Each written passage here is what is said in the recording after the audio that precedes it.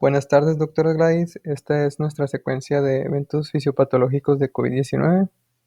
Iniciamos con la entrada del virus. Ya sabemos que el virus se transmite de un organismo a otro por gotas respiratorias, ya sea por contacto cercano al hablar, toser o estornudar.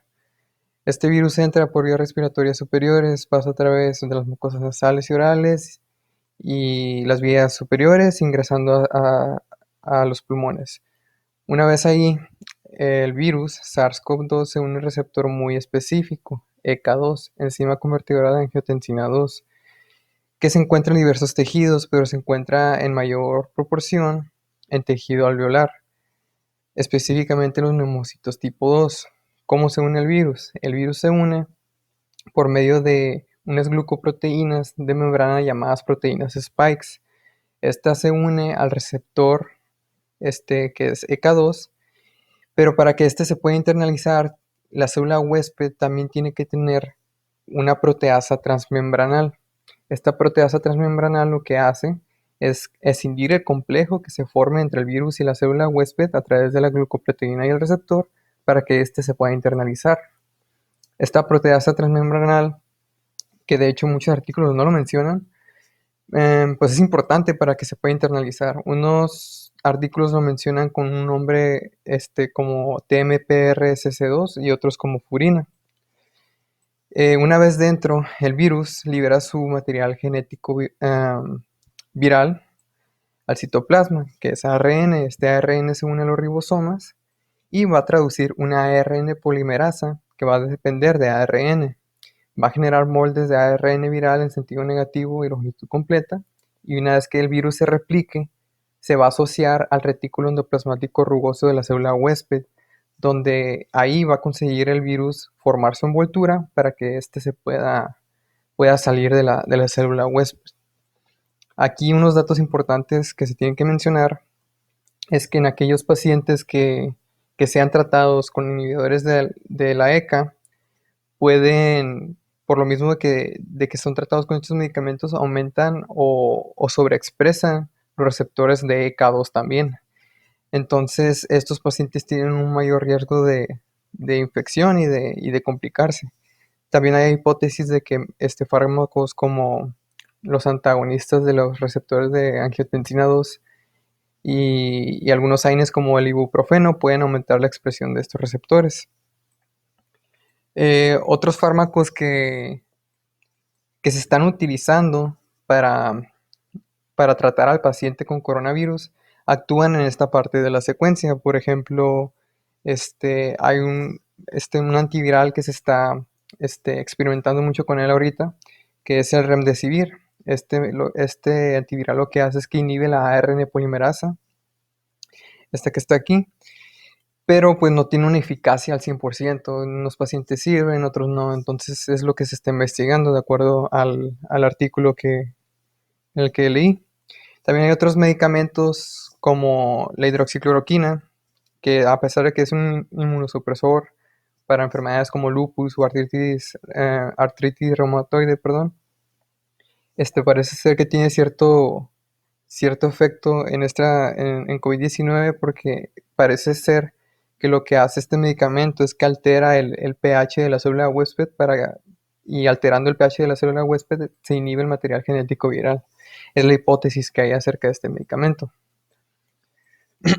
Una vez que el virus sale de la célula, se puede replicar en otras células que expresen estas dos proteínas, el receptor ECA2, tanto como la proteasa furina. En otro artículo menciona que en las células epiteliales de las glándulas salivales y en las células epiteliales de la lengua se expresan estos receptores. Una vez el virus ahí puede dañar estas células causando la sensación de boca seca y hipogeusia, que es la disminución del sentido del gusto. Aquí está esta imagen, la agregué nada más para que se pueda observar cómo están los receptores en la célula huésped ya sea de la lengua o de las glándulas salivales. Aunque este artículo se enfocaba más en sí al diagnóstico de COVID-19 por medio de la saliva, por lo mismo que los receptores de ECA2 están también en las glándulas salivales. Bueno, una vez que el virus se replique en estas células puede dañarlas y ocasionar muerte celular, y esto lo hace por medio de que el virus está utilizando la maquinaria sintética de la célula, utiliza sus ribosomas, por lo tanto priva de la célula huésped de sintetizar sus propias proteínas, ocasionando la muerte celular de la célula huésped. Después, dependiendo de la localización de estas células, una célula presentadora de antígenos va a presentar los antígenos del virus a los linfocitos Th1. Estos Th1 o los T-helper 1 van a estimular a los linfocitos B para que se diferencien en células plasmáticas y estos puedan producir anticuerpos específicos, cosa que se ha estado haciendo en ciertos pacientes que se recuperan de esta enfermedad, donan su plasma con los anticuerpos específicos generados por ellos a las personas que lo necesiten, que estén muy complicadas. También estos linfocitos Th1 estimulan a los linfocitos T natural killer, y estos van a destruir prácticamente a las células huésped infectadas por medio de sus granzimas hiperforinas, formando un poro en la membrana de la célula huésped, creando un desequilibrio osmótico, causando pues la muerte celular, o más bien de cierta manera contribuyendo junto al mismo virus que lo puede ocasionar. Un síntoma muy interesante es la anosmia o la hiposmia, que es la disminución del sentido del olfato. No lo agregué aquí porque no encontré un artículo como tal que lo sustentara o que tuviera un mecanismo bien definido, pero también se cree que, que las células olfatorias que se encuentran en la mucosa olfatoria, en la parte superior de la cavidad nasal, tengan también estas proteínas donde se puede unir este virus y se puede internalizar ocasionando daño, generando pues anosmia en un caso muy grave o hiposmia. Ha habido casos también, muy pocos, donde hay pacientes que sufren encefalitis, y esta vía por la cual el virus ingresa a la mucosa olfatoria y de ahí al bulbo olfatorio, que ya sería pues en la cavidad intracraneal porque está encima de la lámina cribosa del etmoides, pues se puede dirigir fácilmente al sistema nervioso central causando encefalitis. De hecho, hasta hay hipótesis de que se puede generar una insuficiencia respiratoria sin que el virus dañe demasiado el pulmón. O sea, se puede transmitir también desde el bulbo olfatorio hasta el sistema nervioso central y llegar al encéfalo, perdón, y llegar al bulbo raquídeo y dañar a las neuronas del grupo respiratorio dorsal o alguna neurona relacionada con la respiración. Una vez ocasionado el daño celular, los macrófagos alveolares van a captar o fagocitar estos cuerpos apoptóticos, resultado de la muerte celular. De esta manera, se contribuirá por medio del factor nuclear kappa beta a la diferenciación de estos a su subtipo inflamatorio M1, los cuales liberarán a la sangre citocinas proinflamatorias tales como interleucina 1, interleucina 6 y TNF-alfa. A nivel periférico, estas serán responsables de algunos de los síntomas característicos de esta infección, tales como las mialgias. Este malestar corporal que describe el paciente se produce debido a la activación de la ciclooxigenasa endotelial periférica, la cual por medio de ácido araquidónico va a producir prostaglandina C2, y estas se van a unir a sus receptores periféricos, aumentando el AMP cíclico, de manera que se va a disminuir el umbral de terminaciones nociceptivas tipo C, produciendo las mialgias. Por otra parte, las citocinas proinflamatorias van a ser las responsables también de las altas temperaturas o fiebre, ya que al llegar estas al hipotálamo se van a unir a su receptor en el órgano vascular de la lámina terminal, activando de esta manera a la ciclooxigenasa 2, la cual produce prostaglandina C2, y estas, a nivel del hipotálamo, en el área preóptica ventromedial, se unen al receptor E2. De esta manera aumentan el AMP cíclico y finalmente aumentando el punto preestablecido de termorregulación o set point, conduciendo al síntoma de la fiebre. Además de estos síntomas, las citocinas liberadas por los macrófagos inflamatorios contribuirán a la vasodilatación y a la consecuente aumento exagerado de la permeabilidad endotelial a nivel de la membrana capilar. Entonces tenemos que previamente a esto ocurrió el daño y la pérdida de la estructura del epitelio alveolo capilar debido a la infección o apoptosis de las células neumocito tipo 2 y células endoteliales, lo que fomentará aún más a esta vasodilatación y aumento de la permeabilidad, lo cual conduce al infiltrado de células inflamatorias, en este caso los neutrófilos, que una vez dentro del alveolo liberan mediadores como especies reactivas de oxígeno, enzimas elastasas que son encargadas de la degradación de fibras elásticas. Estas están localizadas en los gránulos azurófilos de esta célula y trampas extracelulares de neutrófilos. Todos estos mediadores van a contribuir a la irritación de la pared alveolar, la cual va a ser detectada por fibras nociceptivas del tipo C. Estas van a conducir el estímulo hacia el núcleo del tracto solitario a través del nervio vago. Una vez ahí, se enviará una señal eferente. Este estímulo se enviará hacia el nervio vago, frénico y nervios espinales de C3 a S2. Estos, al llegar a los músculos, van a ocasionar la contracción del diafragma y el cierre de la glotis, ocasionando esta tos seca. Se dice que es la tos seca porque el daño es en los alvéolos y no es propio de los bronquios ni de los bronquiolos. Bueno, vamos a continuar con la secuencia sobre la fisiopatología del COVID y pues como mis compañeros explicaron algunas de las sintomatologías, vamos a continuar con ahora las pulmonares. Y como ya dijo mi compañera, una vez que hay un daño y pérdida estructural aumentado a una vasodilatación producida por la liberación de citocinas proinflamatorias, ¿qué va a ocurrir?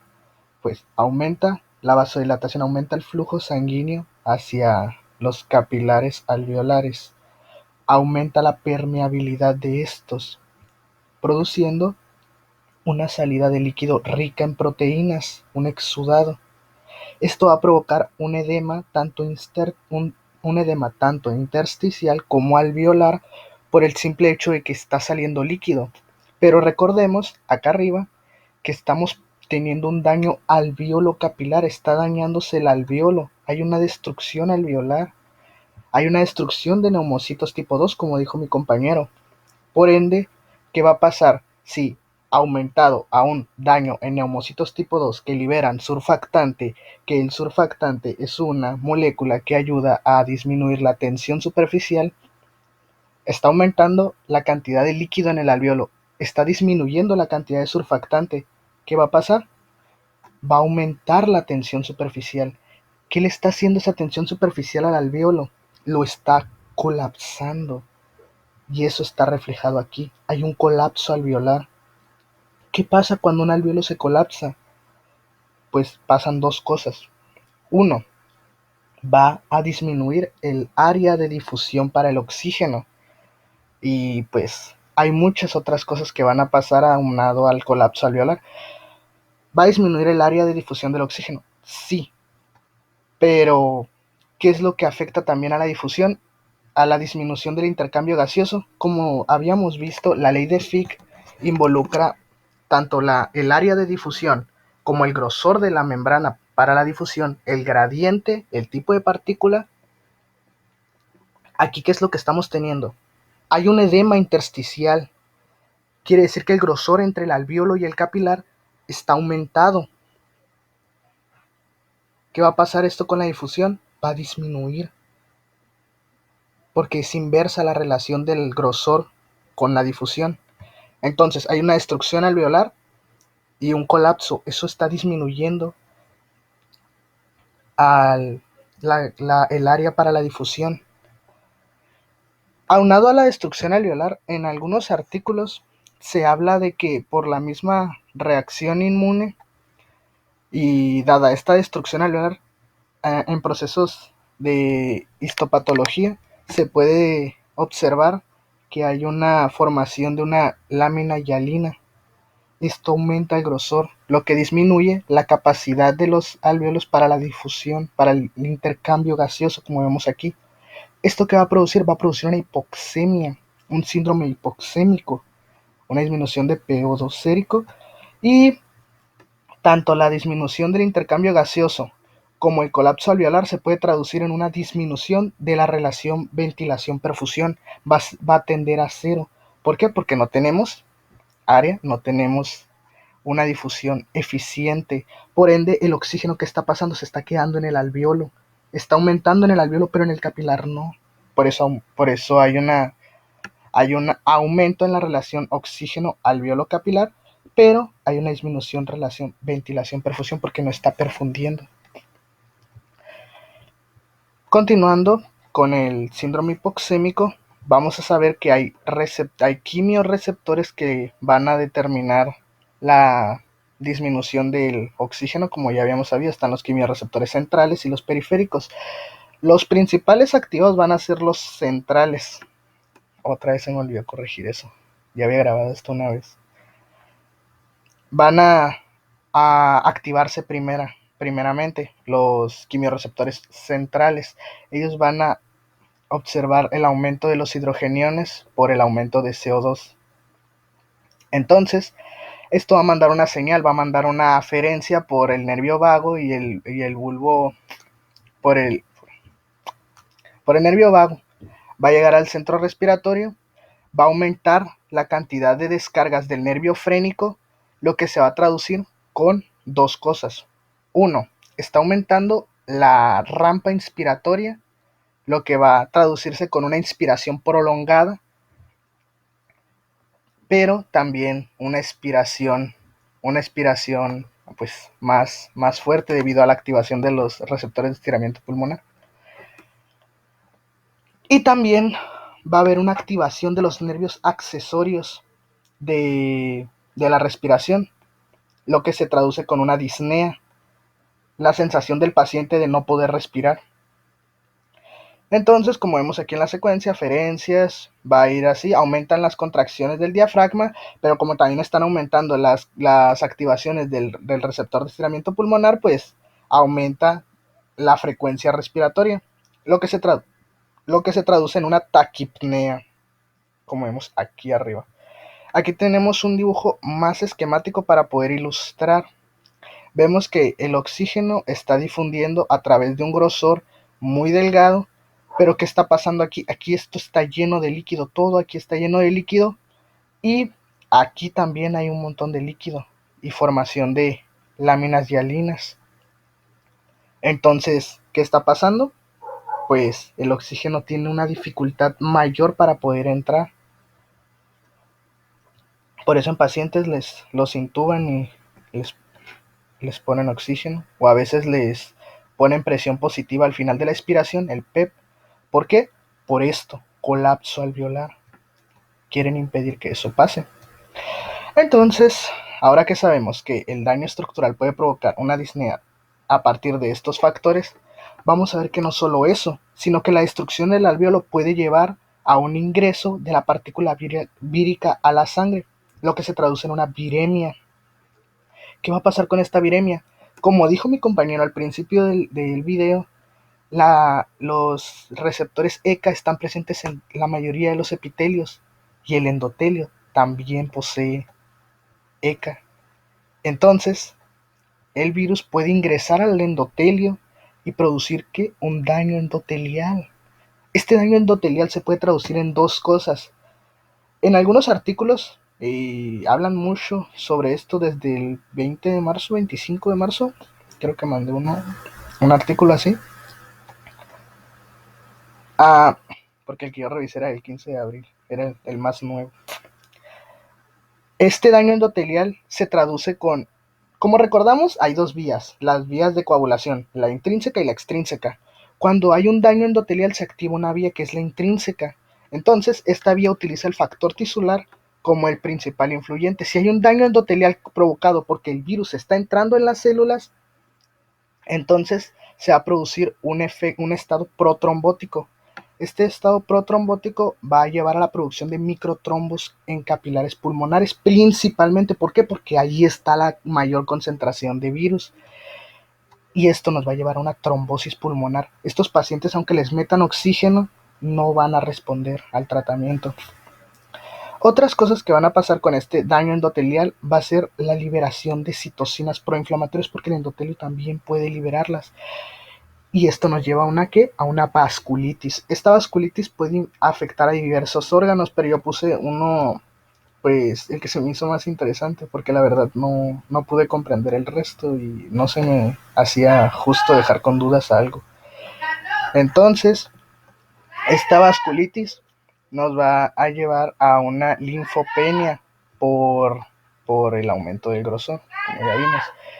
Bueno, entonces, ahora tenemos un síndrome por la liberación de citocinas en el endotelio, a un síndrome de respuesta inflamatoria sistémica. Esta respuesta inflamatoria sistémica, ¿a qué me va a llevar? A una disminución de las resistencias vasculares periféricas. Estas resistencias vasculares periféricas, como ya sabemos, son una de las variables principales de la presión arterial, aunado al gasto cardíaco. El gasto cardíaco y las resistencias vasculares periféricas determinan la presión arterial. Si estas están disminuyendo, ¿qué va a pasar? Va a llevarme a un estado de hipotensión. Y como sabemos, la sangre se mueve a través de todo el circuito cardiovascular por medio de presiones que va a estar llevando a la hipotensión, a una disminución en la perfusión de órganos. El hígado principalmente se va a comprobar con un aumento en los reactantes de fase aguda, fibrinógeno, IL-6. Pero curiosamente hay algo aquí. Pacientes que tienen ya una trombosis pulmonar van a tener disminuidos estos reactantes, el fibrinógeno principalmente. ¿Por qué? Pues ya sabemos, formación de trombos, así que creo que queda bastante claro. Espero que haya quedado bastante claro con esta explicación. Y pues nada, supongo que por mi parte es todo y por la parte de nuestro equipo también es todo. Esta es nuestra secuencia y esperemos que le haya gustado. Bueno, entonces